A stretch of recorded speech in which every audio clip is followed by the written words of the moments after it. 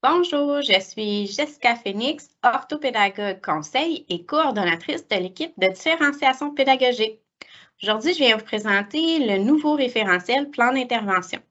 Dans cette capsule, nous explorons ensemble le contenu et les outils pour vous aider à élaborer vos plans d'intervention. Allons-y!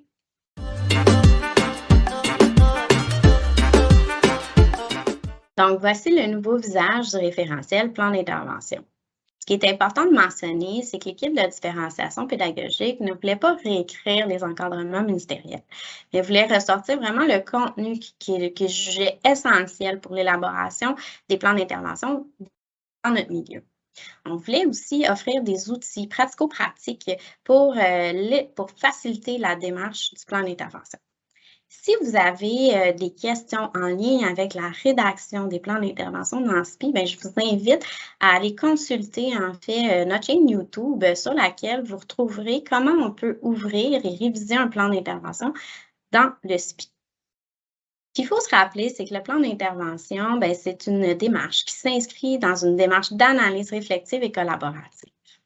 L'image que vous voyez nous démontre très bien qu'il y a des actions qui sont préalables à mettre en place avant l'élaboration du plan d'intervention.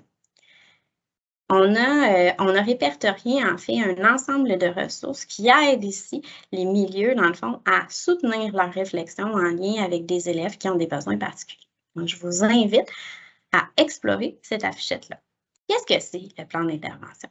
L'objectif du plan d'intervention a pour but vraiment d'aider l'élève parce qu'il y a des difficultés persistantes au niveau des apprentissages, au niveau psychosocial ou parce qu'il est handicapé, de mettre en place des mesures de soutien pour l'aider à progresser de façon optimale dans le développement de ses compétences, donc compétences disciplinaires, compétences transversales, pour l'amener à une réussite éducative. Donc, la réussite éducative, instruire, socialiser, qualifier. Donc, ce qui justifie la mise en place d'un plan d'intervention, c'est vraiment la persistance des difficultés de l'élève et aussi ce qui a été déjà mis en place par le milieu. La flexibilité pédagogique qui est présente au quotidien dans votre classe ne justifie pas la mise en place d'un plan d'intervention. Si vous avez des questions en lien avec la différenciation pédagogique, je vous invite à consulter le référentiel du CSSDHR qui a été élaboré l'an dernier et qui sera revu cette année. Dans la prochaine section, on vous a ressorti pour qui, quand et pourquoi faire un plan d'intervention. Essentiellement, ce qu'il faut se rappeler, c'est qu'il est obligatoire de faire un plan d'intervention pour des élèves handicapés, pour des élèves en difficulté d'adaptation ou des élèves en difficulté d'apprentissage. Donc, je vous invite à aller lire les différentes définitions pour bien cibler qui sont ces élèves-là. Ensuite, il pourrait avoir un plan d'intervention pour des élèves à risque. Donc, qui sont nos élèves à risque? Vous avez la définition qui est juste ici. Qui fait partie de la démarche du plan d'intervention? Puis, c'est quoi leur rôle? En fait, il est essentiel de dire que la direction d'école est la personne pivot dans la démarche du plan d'intervention. Il est évident que la direction d'école est entourée, en fait, des parents, des professionnels et aussi de l'enseignant pour élaborer le plan d'intervention. Donc, pour connaître plus votre rôle, peut-être en particulier en fonction, dans le fond, de votre posture, je vous invite à aller lire là, la définition, en fait, là, de chacun des rôles des intervenants. Il y a 4 phases au plan d'intervention. La collecte et l'analyse de l'information, la planification des interventions, la réalisation et la révision du plan d'intervention. On va explorer sommairement là, chacune des 4 phases. La collecte, l'analyse de l'information, ce qui est important de savoir, c'est comme si c'était le portrait actuel de l'élève. Donc, on va répertorier l'ensemble des données qu'on a sur l'élève pour pouvoir en faire une analyse puis de voir c'est quoi les facteurs, en fait, de risque et de protection qui vont venir influencer les apprentissages de l'enfant. Donc, qu'est-ce qui va venir influencer possiblement le développement de ses compétences? Si vous voulez vous faire un portrait, en fait, sur les compétences disciplinaires des élèves au primaire, entre autres, l'équipe de différenciation pédagogique a élaboré, en fait, a repris les échelles de niveau de compétences du ministère là, qui ont été produites là, il y a quelques années. Et ce qu'on a fait, c'est que ça vous permet en fait de vous faire un portrait en lecture, en écriture, en résoudre et en raisonner de votre élève pour qui il y a des difficultés qui persistent au niveau de leurs apprentissages.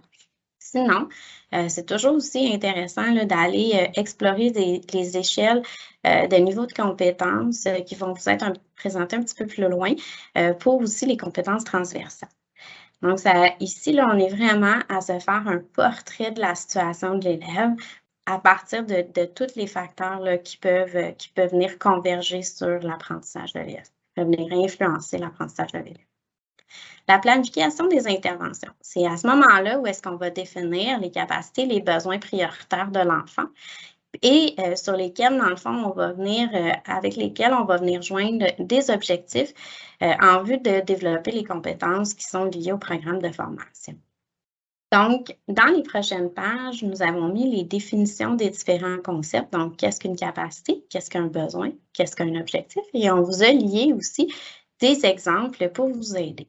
Au niveau des besoins, ce qu'il faut se rappeler, c'est que, en fait, le besoin doit refléter ce que l'élève doit développer au regard des compétences pour qu'il puisse répondre aux attentes du programme.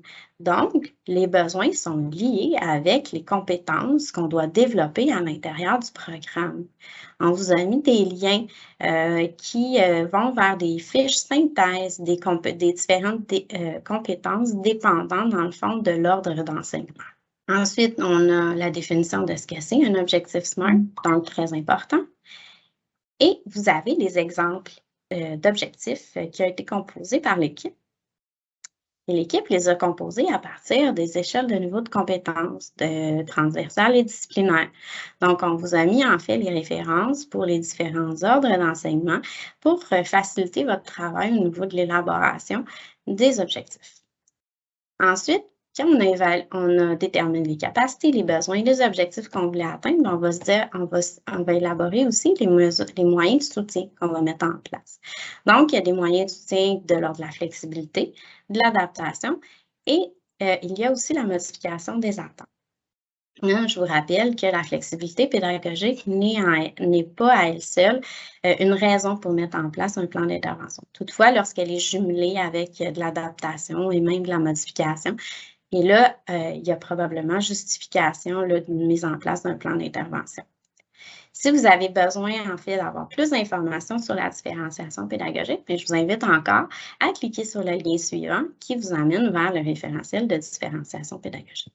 Dans la section remarques du plan d'intervention, c'est très important, en fait, de faire attention aux informations qui s'y retrouvent parce que le plan d'intervention, c'est un document qui est légal, c'est un document qui est confidentiel. Donc, l'information qui s'y retrouve ne doit pas porter préjudice à l'élève. On doit s'en tenir aux faits. Donc, l'équipe de différenciation pédagogique vous a mis, en fait, vous a pisté sur qu'est-ce qu'on peut mettre à l'intérieur de la section remarques et ce que l'on doit éviter. Finalement, dans la dernière section, on vous explique rapidement ce que c'est la modification des attentes. Ce qui est important de se rappeler, c'est que la modification des attentes est seulement pour les élèves handicapés ou en difficulté d'adaptation et d'apprentissage. Il y a sur la chaîne YouTube, il y a une capsule en fait qui vous explique ce que c'est la modification des attentes et aussi comment inscrire la modification des attentes au plan d'intervention.